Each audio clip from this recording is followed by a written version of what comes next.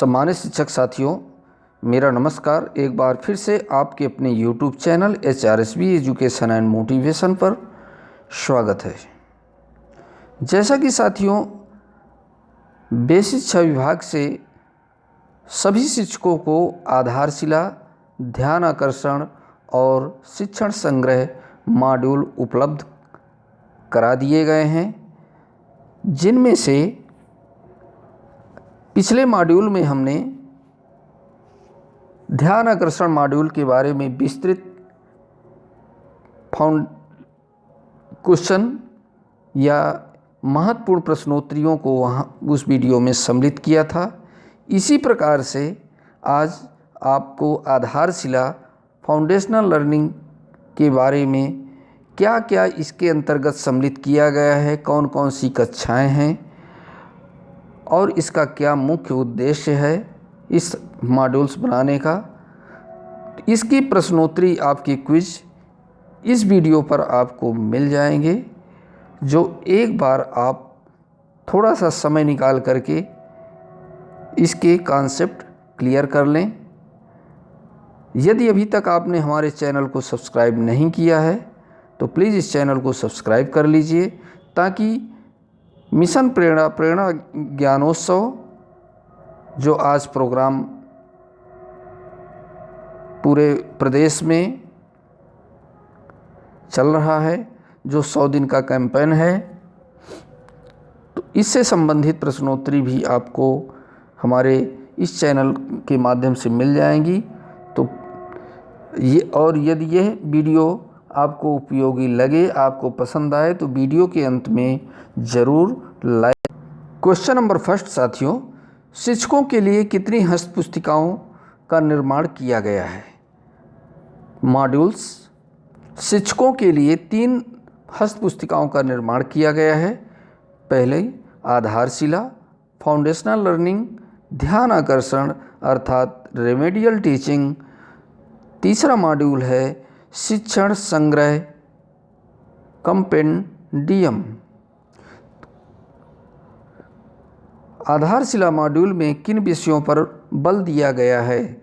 आधारशिला मॉड्यूल में भाषा एवं गणित विषयों पर बल दिया गया है। आधारशिला हस्तपुस्तिका का निर्माण किन कक्षाओं के लिए किया गया है? आधारशिला हस्तपुस्तिका का निर्माण कक्षा 1, 2 और 3 के लिए किया गया है। आधारशिला मॉड्यूल किन बिंदुओं पर आधारित है? आधारशिला मॉड्यूल बुनियादी शिक्षा एवं लर्निंग आउटकम्स पर आधारित है। लर्निंग आउटकम्स क्या हैं? वह लक्ष्य अथवा दक्षताएं जिन्हें प्राप्त करने के उद्देश्य से शिक्षक कक्षा शिक्षण एवं कक्षा के बाहर सह-शैक्षिक गतिविधियों को संचालित करते हैं, लर्निंग आउटकम्स कहलाते हैं। दूसरे शब्दों में, लर्निंग आउटकम्स वह व्यवहारगत परिवर्तन हैं जिन्हें शिक्षक अपने शिक्षण के पश्चात बच्चों में देखना चाहते हैं। लर्निंग आउटकम्स को कौन कौन से अन्य नामों से जाना जाता है? लर्निंग आउटकम्स को अधिगम परिणाम, सीखने के प्रतिफल अथवा अपेक्षित दक्षताएं आदि नामों से भी जाना जाता है। लर्निंग आउटकम के कितने स्तर हैं, वह क्या क्या हैं? लर्निंग आउटकम्स के 3 स्तर हैं: केंद्रिक अथवा फोकल आउटकम, नेस्टेड आउटकम व तीसरा स्तर है उप आउटकम। भाषा शिक्षण के लिए कितने केंद्रिक लर्निंग आउटकम निर्धारित किए गए हैं? साथियों, इसका उत्तर है भाषा शिक्षण के लिए 4 केंद्रिक लर्निंग आउटकम निर्धारित किए गए हैं। गणित शिक्षण के लिए कितने केंद्रिक लर्निंग आउटकम विकसित किए गए हैं? गणितीय शिक्षण के लिए 5 केंद्रिक लर्निंग आउटकम विकसित किए गए हैं। भाषा क्या है? भाषा वह माध्यम है जिसके द्वारा हम विचारों का आदान प्रदान करते हैं। भाषा के कितने रूप हैं? भाषा के 3 रूप हैं। पहला रूप मौखिक भाषा, दूसरा रूप लिखित भाषा और तीसरा सांकेतिक भाषा। भाषा की 4 प्रमुख दक्षताएं या भाषा सीखने सिखाने का क्रम क्या है? ये बहुत ही महत्वपूर्ण प्रश्न है। भाषा की 4 प्रमुख दक्षताएं या भाषा सीखने सिखाने का क्रम निम्नलिखित है। शु यानी सुनना, बो बोलना, पा पढ़ना, ली से लिखना, L for listening, S for speaking, R for reading, W for writing. इसे दोस्तों सुओ फली भी कहते हैं। संक्षेप में सुओ फली या LSRW भी कहा जाता है। जो 4 प्रमुख दक्षताएं हैं LSRW हैं। ELPS क्या है? इसका फुल फॉर्म क्या है? इसका आंसर है साथियों ELPS प्रारंभिक कक्षाओं में गणितीय अवधारणाओं को सीखने सिखाने के चरणों का नाम है। इसका पूरा नाम है E यानी एक्सपीरियंस अर्थात अनुभव, L यानी लैंग्वेज अर्थात भाषा, P पिक्चर यानी चित्र, S से सिंबल यानी संकेत। तो E experience, L language, P picture, S symbol. अनुभव, भाषा, चित्र और संकेत ELPS का फुल फॉर्म है। गतिविधियाँ कितने प्रकार की होती हैं? गतिविधियाँ 4 प्रकार की होती हैं। मौखिक गतिविधियाँ, लिखित गतिविधियाँ, सामग्री आधारित गतिविधियाँ, ICT आधारित गतिविधियाँ। ये 4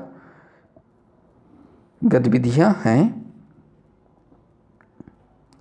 वर्तमान में ICT आधारित गतिविधियाँ कौन कौन सी हैं? वर्तमान में ICT आधारित गतिविधियाँ निम्नलिखित हैं। पहला दीक्षा पोर्टल, दूसरा साथियों QR कोड स्कैन, तीसरा रीड एलॉन्ग ऐप। यह 3 गतिविधियाँ ICT आधारित हैं। डिकोडिंग किसे कहते हैं? वर्ण और ध्वनि से मिलकर बने किसी शब्द को प्रिंट से ध्वनि में बदलकर बिना अर्थ ग्रहण किए उच्चारण करने की प्रक्रिया को डिकोडिंग कहते हैं। वर्ण और ध्वनि से मिलकर बने किसी शब्द को प्रिंट से ध्वनि में बदलकर बिना अर्थ ग्रहण किए उच्चारण करने की प्रक्रिया को डिकोडिंग कहते हैं।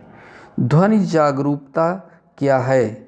ध्वनियों को पहचानना और वर्णों से जोड़ते हुए शब्द के रूप में बोल पाना ध्वनि जागरूकता कहलाता है। बहुत ही सिंपल परिभाषा है। ध्वनियों को पहचानना और वर्णों से जोड़ते हुए शब्द के रूप में बोल पाना ध्वनि जागरूकता कहलाता है।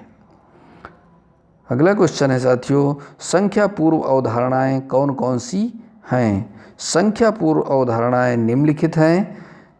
पहली अवधारणा तुलना करना, दूसरा समूहीकरण और वर्गीकरण, तीसरा क्रम और अनुक्रम बनाना, चौथा 1 से 1 की संगति, पांचवा 1 से 1 मिलाकर गिनना, छठवां क्रम सूचक एवं मात्रा सूचक संख्याएं। यह संख्या पूर्व अवधारणाएं 6 प्रकार की होती हैं। प्रिंट चेतना किसे कहते हैं?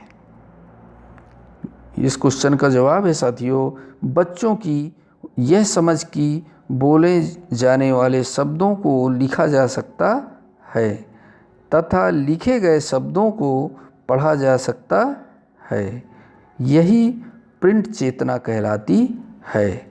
बच्चों की यह समझ कि बोले जाने वाले शब्दों को लिखा जा सकता है तथा लिखे गए शब्दों को पढ़ा जा सकता है, प्रिंट चेतना कहलाती है। संख्या पूर्व अवधारणाएं क्या हैं? आंसर है साथियों, गिनती सिखाने से पहले बच्चों में कुछ क्षमताओं को विकसित करना आवश्यक होता है एवं क्षमताएं ही संख्या पूर्व अवधारणाएं कहलाती हैं। बच्चों को कुछ सीखने के लिए जो क्षमताएं विकसित करते हैं वही क्षमताएं ही संख्या पूर्व अवधारणाएं कहलाती है।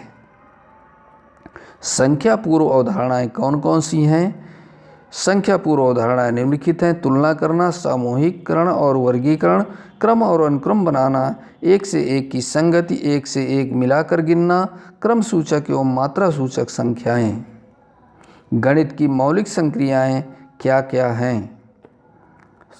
जोड़ना, घटाना, गुणा एवं भाग गणित की 4 मौलिक संक्रियाएं हैं। बंद प्रश्नों से क्या तात्पर्य है? साथियों, बंद प्रश्न किसे कहते हैं? ध्यान दीजिएगा, जिन प्रश्नों का उत्तर हाँ, ना या एक शब्द में दिया जा सकता है बंद प्रश्न कहलाते हैं। हाँ या ना में एक ही वाक्य में एक शब्द में दिया जाता है, जैसे क्या आप एक शिक्षक हैं?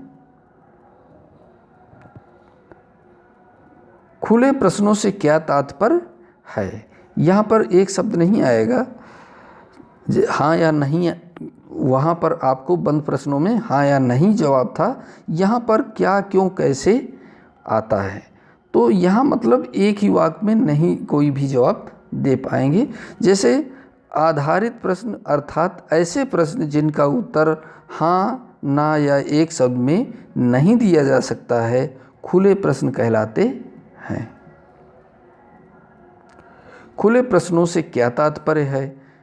क्यों, कैसे यदि आधारित प्रश्न अर्थात ऐसे प्रश्न जिनका उत्तर हाँ या ना एक शब्द में नहीं दिया जा सकता है खुले प्रश्न कहलाते हैं। जैसे बादल कैसे बनते हैं? बादल कैसे बनते हैं? नेक्स्ट क्वेश्चन है साथियों, कक्षा शिक्षण को सकारात्मक बनाने हेतु किन किन पहलुओं पर ध्यान देना आवश्यक है? कक्षा शिक्षण को सकारात्मक बनाने हेतु निम्नलिखित पहलुओं पर ध्यान देना आवश्यक है: कक्षा प्रबंधन, शिक्षण योजना, आकलन और मूल्यांकन। यह साथियों आधारशिला फाउंडेशनल लर्निंग की क्विज थी और इन क्विज को आप अपने नोट्स बुक में नोट करते जाइएगा। साथियों, यदि वीडियो आपको पसंद आया हो तो लाइक, शेयर और चैनल को सब्सक्राइब कर लें और कमेंट बॉक्स में अपने मूल्यवान सुझाव अवश्य दें। धन्यवाद।